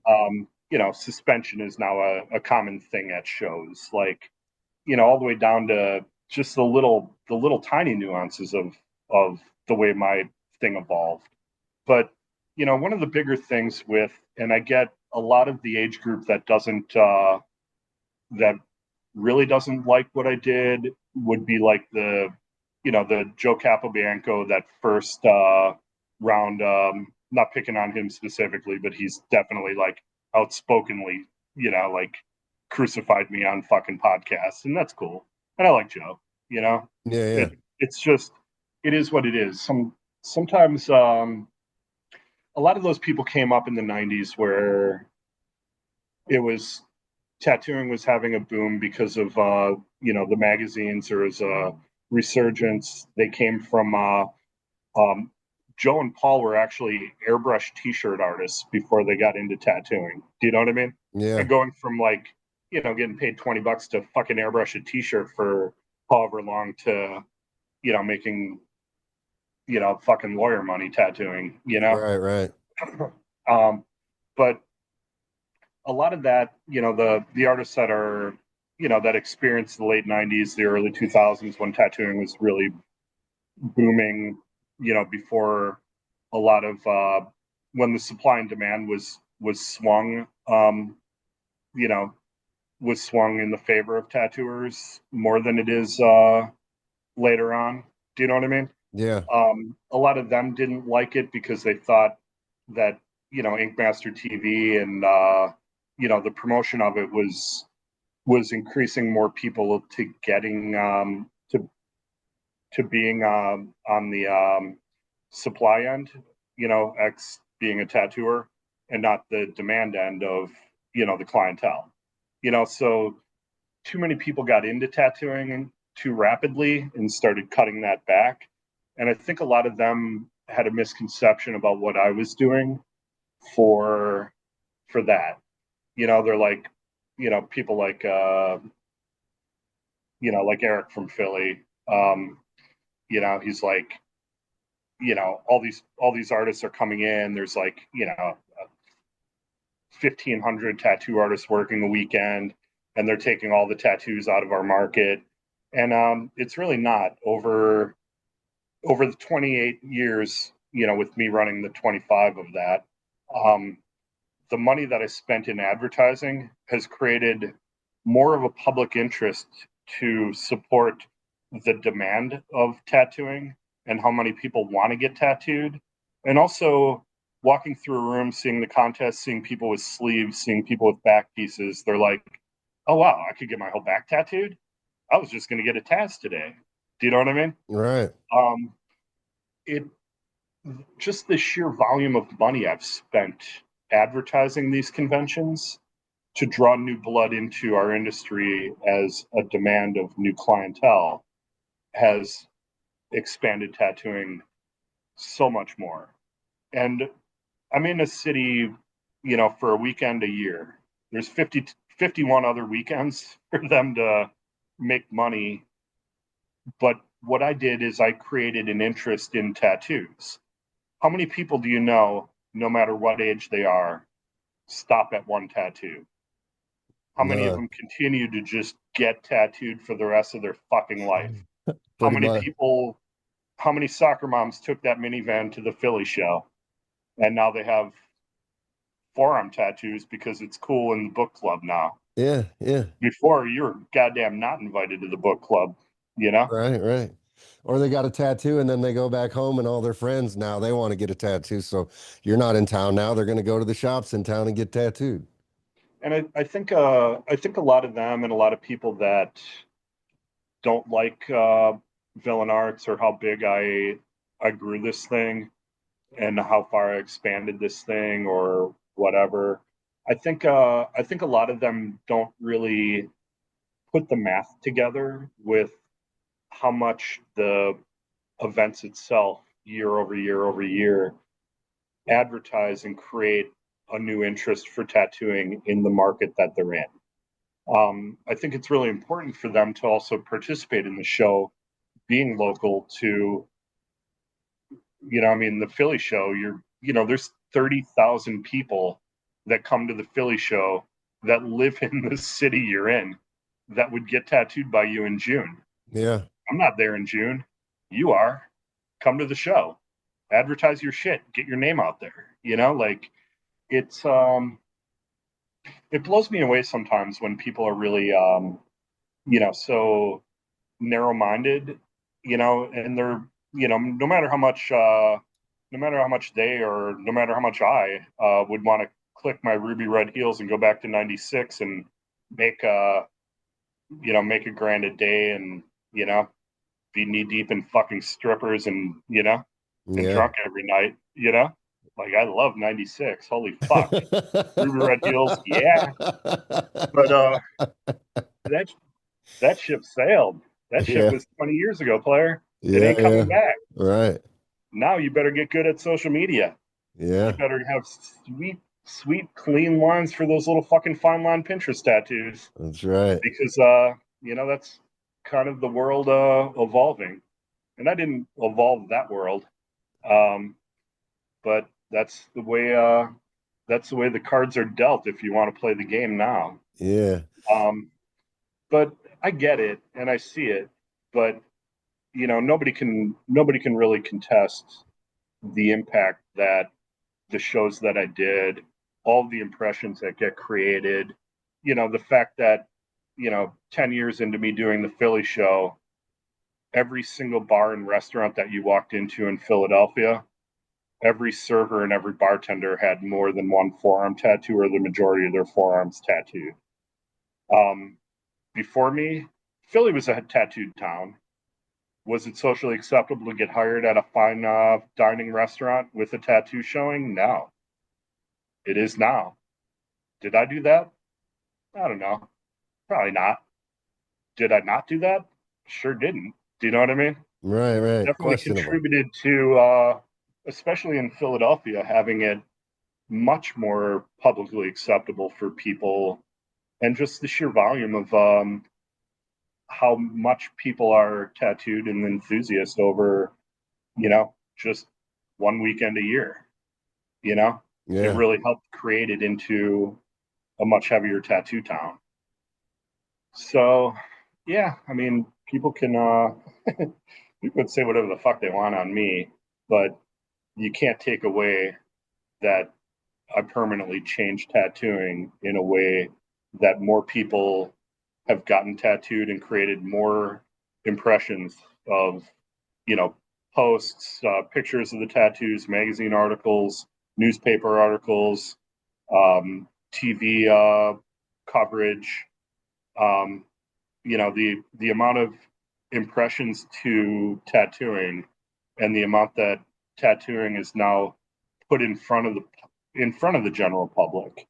Um, how many impressions get put on social media a year expanded of every artist doing multiple posts advertising that show, showing the work that was from that show, the award-winning tattoos, the everything, the like I said, I mean, even Ink Master was doing their casting at my in their Yeah. early part of their thing. Like the impact is really substantial for what I've done. Yeah. I The agree. industry definitely not the same after me. No, no, for sure. That's what I mean. It's love you or hate you, it's undeniable the impact that you've had on the industry for sure. And you're right. It's just constantly evolving and now you got to be good at social media. Now, how do you feel? I don't know how much, I don't really suppose it has much of an impact on your business so much, but how do you feel about all these, regulations coming in? If you're even keyed in on all that stuff, how do you feel about, tattooing becoming so mainstream now that the FDA is, scrutinizing the products in the space and the craft and, what do you feel about that? Mixed feelings, very mixed. In one capacity, um, I mean, it took one hepatitis outbreak in New York City to ban tattooing for 40 years. Do we need safety in our industry? Absolutely. Will allergic reactions to ink cause our industry to collapse? Will unsafe equipment, will an outbreak of hepatitis in our industry ruin the wave that we have and, you know, force all these little soft-handed kids to go drive Ubers? Um, yeah, it would. Um, so far, I'm kind of against the FDA, but at this point, I think we've outgrown the cottage industry of being able to properly manage ourselves as an industry. I think we lost control. I think um, products for sale on Amazon and wherever that fucking uh, made up name brand inks came from and what's in them is a danger to us. Right, I think if we don't get ahead of it, I think it's a necessary evil for the safety and growth of our business. And I hate to even say it like that. I just you know, I'm not playing checkers. I've been playing chess for 3 decades. right, And you got to look ahead. You got to stay a couple moves ahead. And when you look ahead at how far it's expanded, how many people are in there, and how much our gatekeeping fell apart, and we're no longer a self-regulated industry the way that we were even 10 years ago. 10 years ago, it was still you were an apprentice. If you didn't come into tattooing and you didn't have an apprenticeship, you're pretty much ostracized from the industry until at least your work could really combat any kind of negative feelings that way. right. And now it's just nobody gives a fuck. And I wish it was, but then again, like I said earlier, my ruby red heels don't work so great. Right. Yeah. um, I think it is necessary. I think at this point, I don't think the FDA has overstepped. I think they're I think it's a fight. I think with Niha, they're listening, but they're not listening. I think it's it's lucky that we have organizations like APT. It's lucky we have people like you that are participating within um, the communication with our industry and having liaisons to the government to speak to get with, to consult is definitely helpful. We're kind of on teetering on the edge of losing some of that, and it's kind of a constant little danger. Um, like I don't know. I mean, tattoos need to be safe, and like you said before, I mean, your grandpa got tattooed with fucking car paint in a back alley in fucking in a Right. military town. Yeah, yeah. Um, what did he get tattooed with? How many people had swelled up red tattoos that had mercury in it back in the 60s? Yeah, crazy. Like, we didn't, but at one point, tattooing did become safe. We did, I think as an industry we were good, but I think having especially ink with an oversight to the manufacture of pigments and the crossing to make sure that they have enough alcohol contents, that there's no bacterias in the inks, that there's no Do you know what I mean? I think that's really necessary. The rest of the equipment is pretty safe and kind of doesn't really need anything, and I don't think has any other interests of safety for anybody. Um, but the ink, I think the FDA is handling it a whole lot fucking better than Europe did for sure. So far. Um, so far, will that happen? I don't know. We'll see. So far, you know, the APT is fighting the good fight. They have a lot of people interacting with with NIHA and the rest of the subgroups that the FDA is working off of. The body art model code is a really impressive document that's been very thoroughly consulted with both dermatologists and tattooers and other professional groups of people that it's really creating a standard. Uh, but then again, most of the health inspectors, and that's one of the first questions I ask them when they inspect my shows, is if they've actually read that or are aware of what that is. And 75% of the tattoo health inspectors have never even heard of, let alone read, let alone could argue the points of it. Right. So it's, or even give a fuck. A lot of that, it's a cash grab like Louisville did. But I don't know. I get why they're expressing an interest. I just hope they don't pull any triggers, and I hope that our industry remains safe and self-contained and self-monitored for as long as we can to, keep us safe. Because I'd hate to have the wave of popularity in tattooing get destroyed by a spread of disease or infection or problems. Yeah, I guess my biggest concern looking at it is just the sheer number of artists that are coming into the industry every year and the rapid speed that they're coming into the industry in. There a lot of artists are not getting apprenticeships. They're just picking up tattoo machines. I mean, if you scroll on TikTok all the time, it makes me sick. I'm like, you'll just see somebody that goes off, picks up an Amazon tattoo kit and with some shit ass ink in it, and they're sitting in their house tattooing on their wife or their husband, and sometimes they're not even wearing gloves. And this is like 2025, and this is the shit I'm seeing on social media, and I'm just like, this is so Yep. fucked up, man. Like, this is so fucked up. And And it's what's that?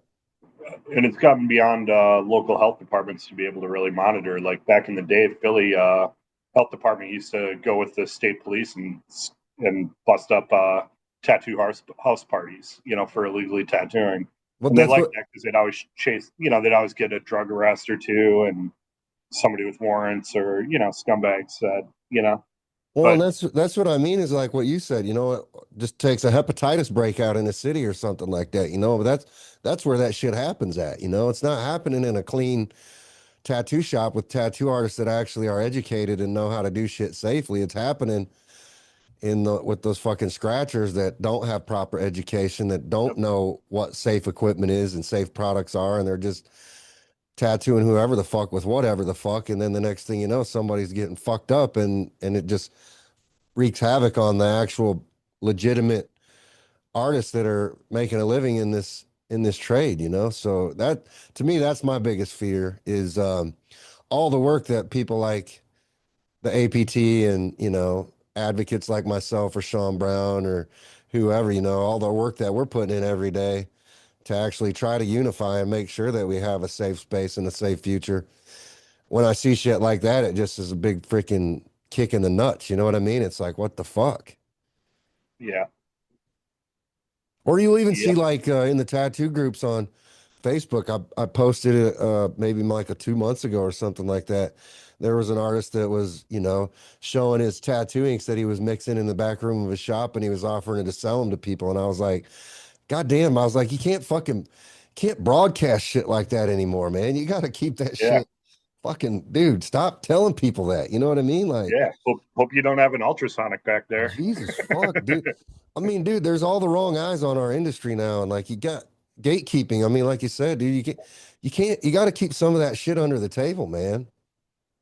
Yeah. You can't just be going broadcasting all the shit that you're doing and putting that kind of that negative spotlight on an industry that's trying to be safe and roll with the tide.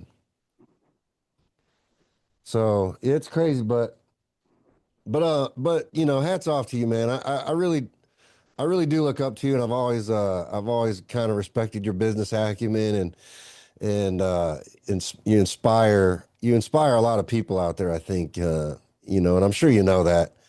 Uh, and you're not a guy that's affected by the haters, I don't think. So Man. you've certainly helped. You've certainly helped guys like me and small business owners like mine. And looking at Razorblade, for example, they're at all your shows. I mean, I, I'm sure. I mean, I'm sure Paul's grateful as hell to you for being able to grow his business through your platform the way he has, and lots of businesses that are at your shows. So I mean, you're doing a lot for a lot of people. Yep. Thank you. So what is like what's has there ever been times like where it's gotten to be too much for you? Like you're just like, fuck this, like this shit's crazy, like crazy shit happens at the shows, the crowds get wild, people get wild, fights happen. Like, is there ever a time where you're just like, ah, fuck this shit's getting to be too much? Yeah. Like, like where you order 16 union guys and it's a football game in Minnesota and you have to load out and only two of them show up and then one of them bitches and then disappears and the other one that's actually there working just reeks of fucking beer and you're like, how the fuck am I going to load this show out, you know? And then you just start going around the room and start bribing people. $100, help me, $100. Like all the security guards, like I bribed them to, stack tables until they just were like, yeah, yo, Troy, it's like 2 a.m. I'm out of here. And I'm like, dude, see you next year. Love you. Yeah. Um, and then, like 5 a.m. hits and you're still fucking, you throw your back out of, pushing a drape cart to the truck at 5 a.m. trying to load a show out because nobody wanted to work during COVID, and you still had a show to put up. And there's little things like Fort Lauderdale. Like I lost my white privilege in Fort Lauderdale in a open top dumpster fishing out the sharps containers that the Spanish speaking cleaners didn't know wasn't trash and Oh, misunderstood the red bags that got thrown into the open top dumpster. And, you know, I'm not the type of guy that puts my people in harm. And I just took off my suit right on the fucking filthy ass loading dock, threw it on a chair, dove in there in my fucking boxers and no shirt on, and fished all the sharps containers out of the fucking open top myself. oh my God. You know, 2 a.m. Fort Lauderdale food filled fucking dumpster. Fuck, bro. Um, you know, and it's like, you know, people see me at the Philly show, drinking hand, riding a scooter around, and they're like, oh man, that guy's a fucking king. He's having a Yeah, good time. yeah. Welcome to the dumpster in Fort Lauderdale, motherfucker. It ain't Yeah. all easy, Yeah. That's what I you know? wanted to get into, man. Like a lot of people don't see what goes on behind the scenes and how hard you have to work and how fast you have to move all the time and all the not even to mention all, how many people are on the Villain Art staff now? Oh man. Um, two office girls, two silkscreen guys, two warehouse guys, and then three t-shirt girls per show, two artist area people, two full-time truck drivers slash artist area people. Carl the MC, Electra who does social media in the contest, Jim who does social media. So I don't know how many is it. What am I up to? 12, 15, you know? And you got to People that are manage just all those people. full-time. Yeah, I got to manage them, you know? And then I got another 10 people that are construction workers. I have three tattoo shops, building a fourth. It's a lot. I'm building a bar. For some reason, I thought it'd be a great idea to own a bar. In Puerto Um, Rico? nah, in Philly. Okay. Um, I have a really extensive collection of dead things like oddities, skulls, like human skulls, plastinated people, like dead babies in jars, like a, like kind of if you've ever been to the Meter Museum, I have Yeah, a personal collection that would be equal to about a third of that museum. right. So I'm going to open a bar called Philly Curio, like a curiosity cabinet curio, Yeah. and open kind of like a swanky, weird, gothy cocktail lounge type of museum bar out of it, which Okay. I think will be really fun and cool. Um, I mean, I'm going to design it. I want nothing to do with actually running a bar restaurant or any of the Yeah, you're like me. fucking I've bullshit always thought behind it. that. I I've got a always. PhD on one side of the bar. I'll give you a hint. It's where the stools are. You're right. I'm a good patron, not a good bar manager. But at the same time, I'm a foodie and I like the things I like, Yeah. So I'm excited doing kind of a Cajun fusion, menu is Uh-huh. what I'd like to do. Weird food that's fun in a weird spot that's fun. Yeah. So, yeah, projects. So, How often do yeah, you go back to Philly? couple times a year. I used to go back a lot more, but I'm up to so many shows and whatever. So now it's like I'm not. I wish I was back in Philly more. I love Philly. Philly's great. I'm glad I don't live there anymore because I just kind of really need after all the noise of the weekend, I kind of need like an oceanfront condo and look at the ocean. And Yeah. even though like my typical day in Puerto Rico is still like 9 hours worth of emails and planning or getting this booth map set up or hiring the security for this or doing whatever the fuck, sorting whatever fucking drama of whatever. People have. Yeah. Um, at least I can go walk the beach for a half hour and, Yeah. an hour, go, you know, on a day off, I can just, you know, take a break, go float in the water, go snorkel. Puerto Rico's magic. The island's so beautiful. Love it here. Yeah, yeah. I've only been So to Puerto Rico once, but it was a great time when I was there. I took my whole family there one year. That's probably back around 2000 and Jesus Christ, 8 maybe. nice. But yeah, yeah, I'd love to get back there and go back to the rainforest and stuff there. It's real cool. But yeah, what's next? You gonna add more shows still? You got more cities on the hit list? I took Orlando off the list for next year. Just I don't know. I tried it 3 times. It was okay. It just wasn't quite, not quite what I wanted out of it. The big convention center there was very user unfriendly.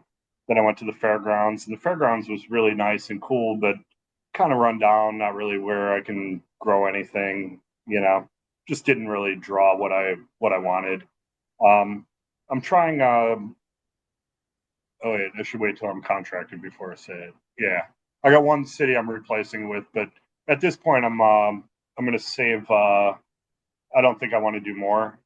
I'll be at 31, 32.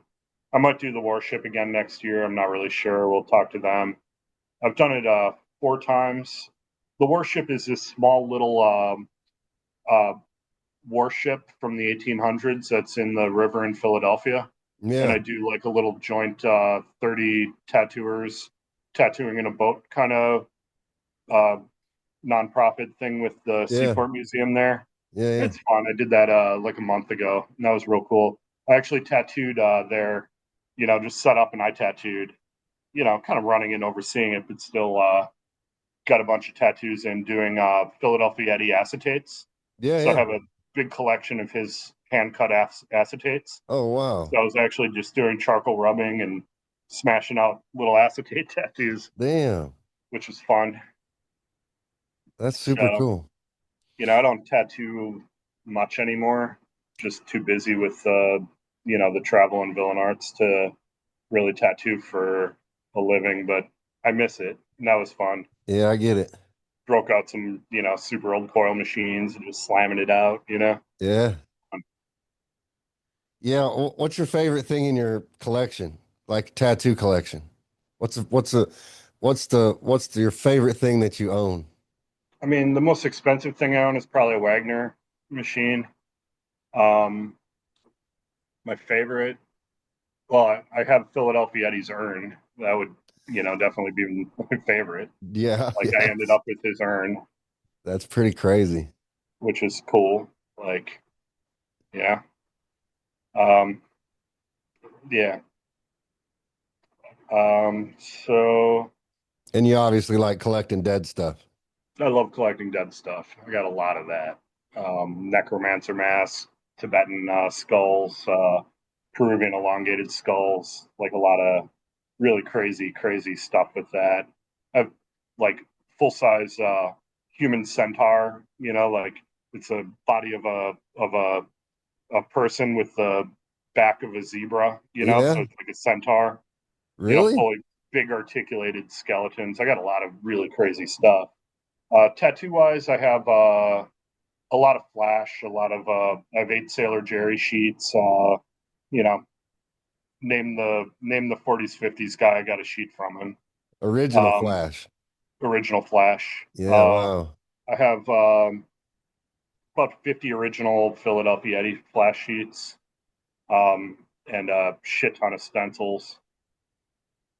Probably 100 plus machines with 30 of them being pre-capacitor. Do you have all that on display somewhere, or is it just like in your personal collection? Personal collection. Every once in a while, the Philly show, I set up like a 2 table thing and try to set up, like a fun display.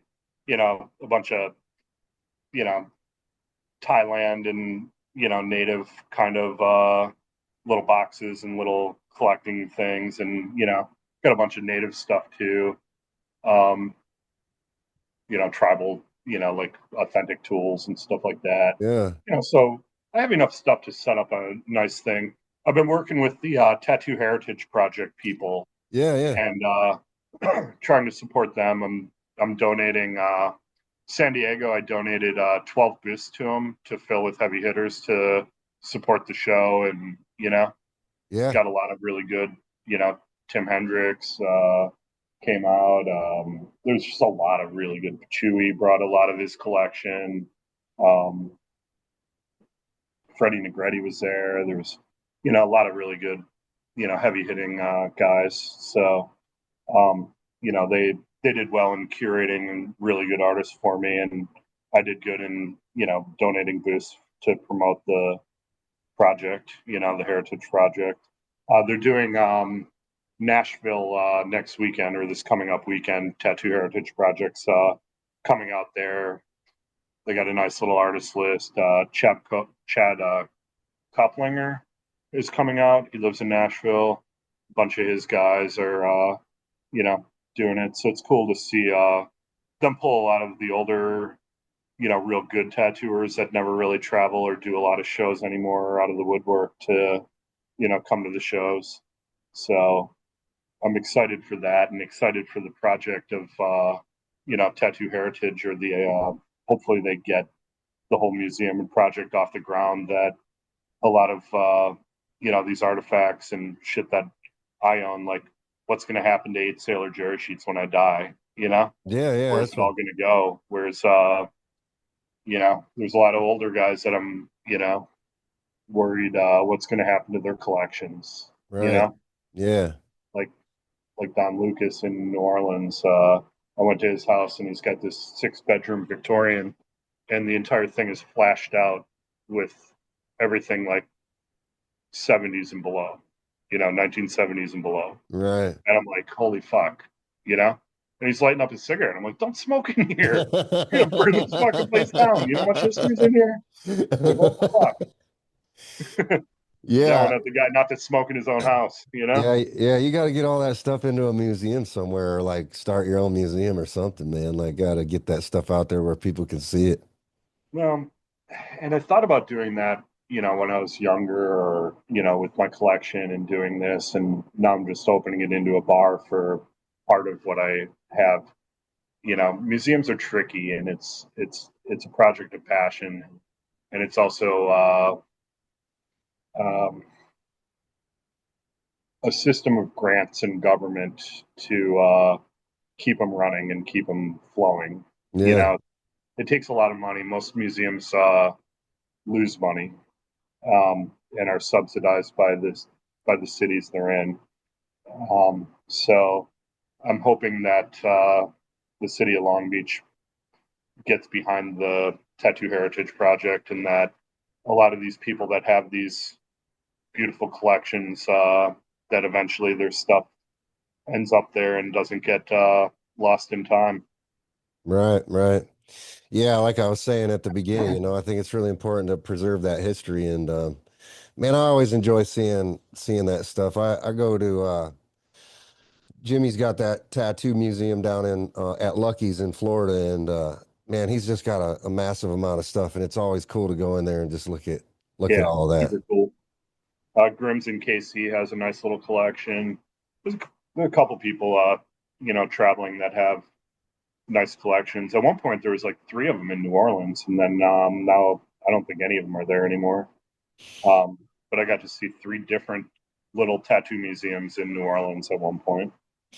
Yeah, New Orleans is a fun town too. Well, I love New Orleans. I'll be coming to villainarts New Orleans because the APT's having their annual meeting there, so Cool. that'll be a good time out there. Go eat some oysters. Yeah. Yeah. The food there's so good. Oh man. I Yeah. love that Cajun food. Yeah, I love New Orleans just for the I mean it's just such a huge art and music town. I love it. Food. Yeah. No, it's New Orleans is probably my favorite town in America for sure. It's yeah, it's so it definitely has its own vibe, you know. Yeah, yeah, man.